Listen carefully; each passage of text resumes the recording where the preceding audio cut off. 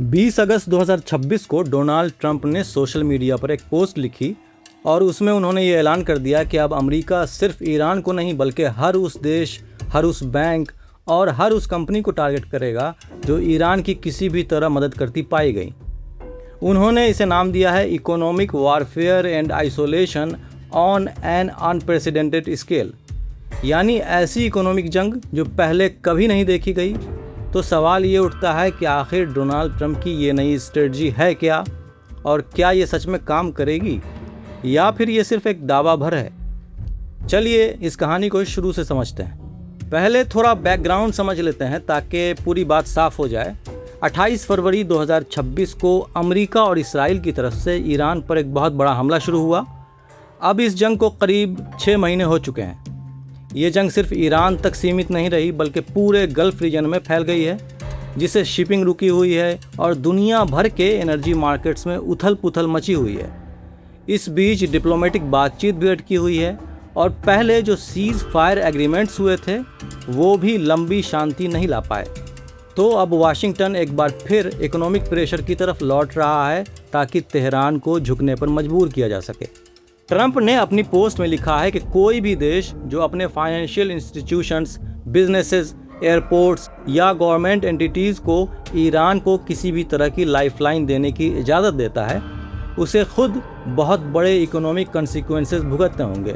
यानी सिर्फ ईरान नहीं बल्कि उसकी मदद करने वाला कोई भी देश, कंपनी या बैंक अब अमेरिका के निशाने पर होगा। अब सवाल यह है कि पहले तो अमेरिका सिर्फ ईरानी ऑर्गेनाइजेशंस पर ही सैंक्शंस लगाता था, तो अब ये नया क्या है? देखिए, अब तक जो सैंक्शंस थे वो सीधे ईरान की कंपनियों और लोगों पर लगते थे, लेकिन अब वाशिंगटन उन देशों और इंटरनेशनल बिजनेसेस को भी टारगेट कर रहा है जो ईरान को उन पाबंदियों से बचकर निकलने में मदद करते हैं। इसका मतलब यह है कि अब किसी भी देश या कंपनी को ये चुनना पड़ेगा कि या तो वो ईरान के साथ अपने कमर्शियल रिश्ते बनाए रखे या फिर अमेरिका के फाइनेंशियल सिस्टम और इकोनॉमी तक अपनी पहुंच बचाए रखे। दोनों एक साथ अब मुमकिन नहीं होगा। अब चलिए ये भी समझते हैं कि ये पूरी स्ट्रेटजी असल में टारगेट किसे कर रही है।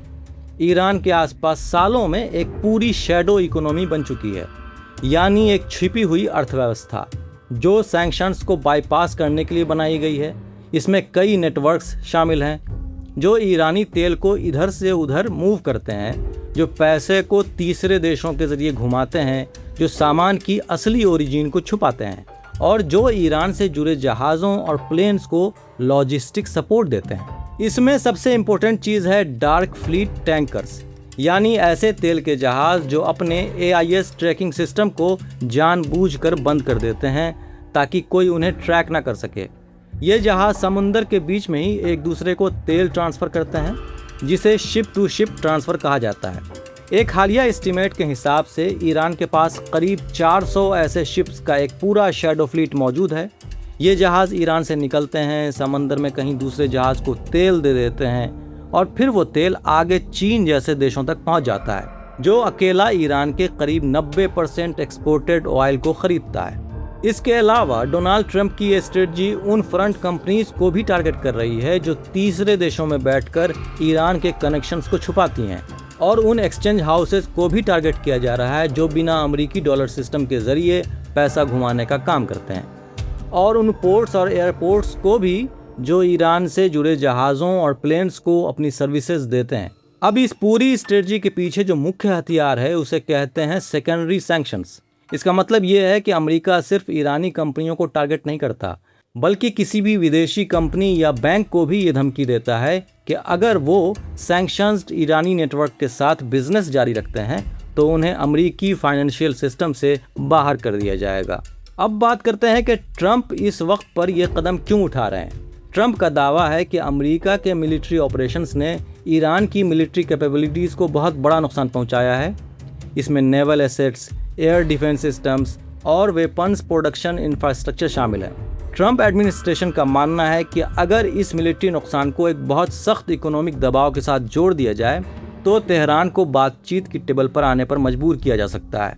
इस स्ट्रेटजी का असली मकसद है ईरान को वो फॉरेन करेंसी ही मिलने न दी जाए जो उसकी सरकार चलाने, अपने घरेलू कामकाज को सपोर्ट करने और अपनी रीजनल मिलिट्री पोजीशन बनाए रखने के लिए ज़रूरी है। ट्रंप ने यह भी दावा किया है कि ईरानी पोर्ट्स पर लगी अमेरिकी नेवल ब्लॉकेड 100% कामयाब रही हैं, यानी उसने स्टेट सैंक्शन ऑयल शिपमेंट को रोक दिया है, जबकि इंटरनेशनल कमर्शियल ट्रैफिक को हॉर्मुज स्ट्रेट से गुजरने भी दिया जा रहा है। अब इसमें सबसे इंटरेस्टिंग सवाल ये है कि क्या ईरान और उसके ट्रेडिंग पार्टनर्स इस नई स्ट्रेटजी को झेल पाएंगे।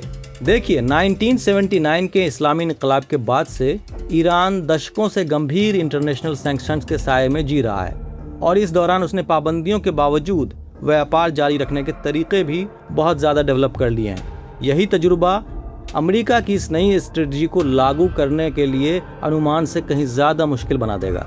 इसमें सबसे इम्पोर्टेंट किरदार है चीन का। 2025 के डेटा के हिसाब से चीन ईरान के शिप किए गए तेल का 80% से भी ज़्यादा हिस्सा खरीदता है। चीन की इंडिपेंडेंट रिफाइनरीज, जिन्हें अक्सर टी पॉट्स कहा जाता है, वो पहले भी ईरानी क्रूड ऑयल को खपाने में एक बहुत बड़ा रोल निभाती रही हैं और नॉन डॉलर पेमेंट अरेंजमेंट से भी अमेरिकी फाइनेंशियल पाबंदियों का असर कम हो जाता है।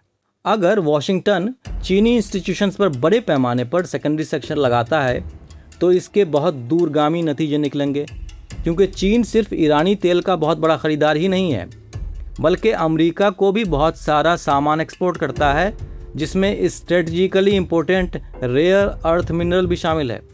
तो चीनी इंस्टीट्यूशंस के ख़िलाफ़ एक बड़ी इकोनॉमिक कैंपेन जवाबी कार्रवाई को भी दावत दे सकती है, जिसके नतीजे सिर्फ ईरानी इकोनॉमी तक सीमित नहीं रहेंगे। अब इसी बीच 18 अगस्त को यूएई ने ऐलान किया कि वो ईरान के साथ अपना पूरा ट्रेड, कमर्शियल एक्सचेंज और फाइनेंशियल ट्रांजैक्शंस आगे किसी सूचना तक रोक रहा है। ये फैसला यूएई की डिफेंस मिनिस्ट्री के एक स्टेटमेंट के बाद आया, जिसमें कहा गया कि उसने ईरान से दागी गई 2 मिसाइलें डिटेक्ट की जो समुंदर में गिरी। हालांकि ईरान ने इस रिपोर्ट को बेबुनियाद बताकर खारिज कर दिया। यूएई का यह कदम इसलिए बहुत मायने रखता है क्योंकि दुबई हमेशा से ईरानी ट्रेड नेटवर्क्स के लिए एक बहुत इम्पोर्टेंट कमर्शियल और फाइनेंशियल हब रहा है और इन लिंक्स के कटने से ईरानी बिजनेस के लिए यूएई को इंटरनेशनल कॉमर्स के गेटवे की तरह इस्तेमाल करना मुश्किल हो सकता है। अब आखिर में सबसे ज़रूरी सवाल ये है कि क्या ट्रंप का ये इकोनॉमिक प्रेशर सच में ईरान को बातचीत की टेबल पर लेकर आएगा। देखिए, ट्रंप की ये नई स्ट्रेटजी ईरान को मिलिट्री, इकोनॉमिक और लॉजिस्टिकल तीनों तरह के प्रेशर को एक ऐसे कम्बिनेशन में डाल रही है जो उसने पहले कभी नहीं झेला। वॉशिंगटन की इन्फोर्समेंट कैपेबिलिटीज़ भी अब बहुत ज़्यादा एडवांस हो चुकी हैं। ब्लॉकचेन एनालिसिस, सैटेलाइट इमेजरी और ट्रैकिंग के दूसरे तरीक़ों की मदद से उन dark fleet operations, financial transactions और शैडो नेटवर्क को पहचानना अब पहले से कहीं ज़्यादा आसान हो गया है, जो पहले ट्रेस करना बहुत मुश्किल था। यूएई का ईरान के साथ इकोनॉमिक लिंक्स रोकना भी ईरानी बिजनेस के लिए इंटरनेशनल मार्केट्स और फाइनेंशियल सर्विसेज तक पहुंचने के एक बहुत इंपॉर्टेंट रूट को कम कर सकता है। और अगर अमेरिका दुनिया भर के फॉरेन बैंकों, शिपिंग कंपनियों, पोर्ट्स, इंश्योरेंस और कमर्शियल इंटरमीडियरीज़ को ईरानी ट्रेड से पीछे हटने के लिए मनाने में कामयाब होता है, तो तेहरान के लिए हार्ड करेंसी हासिल करना दिन ब दिन मुश्किल हो सकता है। लेकिन इसके साथ ही ये सोचने की भी उतनी ही मजबूत वजह है कि क्या इकोनॉमिक आइसोलेशन असल में वो पॉलिटिकल नतीजा ला पाएगा जो वॉशिंगटन चाहता है। ईरान दशकों से सैंक्शंस के साथ खुद को ढालता आया है। उसके कमर्शियल नेटवर्क्स को intermediaries, alternative currencies, barter arrangements और वेस्टर्न फाइनेंशियल पाबंदियों से बचने के दूसरे तरीक़ों का लंबा तजुर्बा है। वॉशिंगटन अगर एक नेटवर्क को बंद कर भी दे तो कहीं और एक नया नेटवर्क खड़ा हो सकता है और चीन तथा रशिया का रिस्पॉन्स भी इस पूरे नतीजे को तय कर सकता है।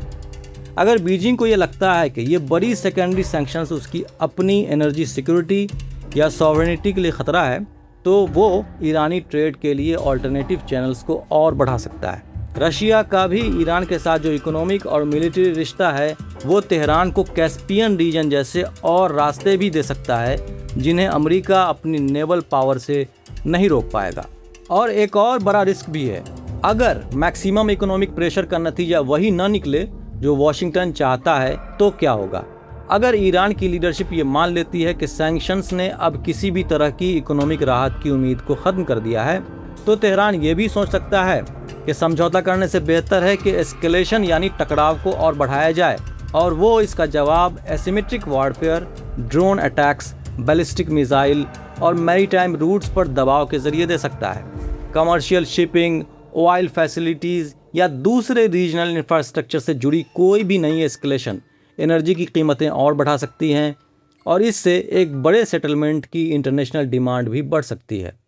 तो कुल मिलाकर बात यह है कि ये जो नई स्ट्रेटजी है, ये सिर्फ ईरान पर सैंक्शंस की एक और लिस्ट नहीं है। ये कोशिश है पूरी दुनिया को ये चुनने पर मजबूर करने की कि या तो ईरान के साथ या फिर अमेरिका के साथ, और ये कोशिश सफल होगी या नहीं, इस पर निर्भर करेगा कि चीन, रशिया, इंडिया और तुर्की जैसे देश किस तरफ खड़े होते हैं। 50 साल की सैंक्शंस हिस्ट्री ये सिखाती है कि ईरान बंद दरवाज़ों के बीच भी नए रास्ते ढूंढना जानता है। तो असली सवाल ये नहीं है कि अमेरिका कितने नए सैंक्शंस लगा सकता है, बल्कि असली सवाल ये है कि क्या इस बार वो दरवाजे इतनी तेज़ी से बंद कर पाएगा कि ईरान के पास कोई नया रास्ता ढूंढने का वक्त ही न बचे।